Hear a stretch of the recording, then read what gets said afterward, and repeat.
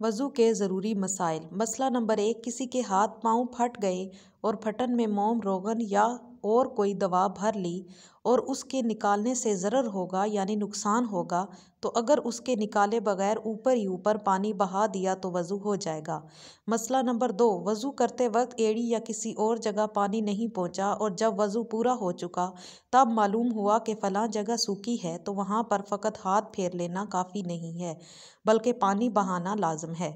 मसला नंबर 3, अगर हाथ या पाँव वगैरह में कोई फोड़ा है जिस पर पानी डालने से नुकसान होता है तो पानी डाले, वज़ू करते वक्त उस पर भीगा हुआ हाथ फेर ले।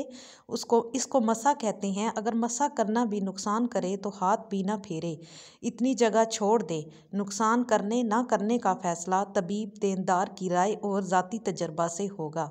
मसला नंबर 4, अगर ज़ख़म पर पट्टी बंधी हो और पट्टी खोल कर ज़ख़म पर मसा करने से नुकसान हो या पट्टी खोलने और बांधने में बड़ी दिक्कत और तकलीफ़ हो तो पट्टी के ऊपर से कर लेना दुरुस्त है, और अगर ऐसा ना हो तो पट्टी पर मसा करना दुरुस्त नहीं है। पट्टी खोल कर ज़ख़म पर मसा करना चाहिए।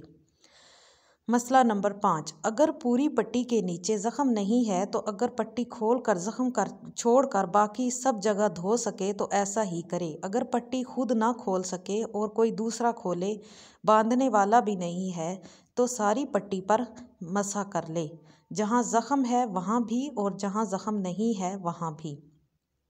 मसला नंबर 6, जिस चीज़ के निकलने से वज़ू टूट जाता है वो चीज़ नजस होती है और जिससे वज़ू नहीं टूटता तो वो नजस भी नहीं।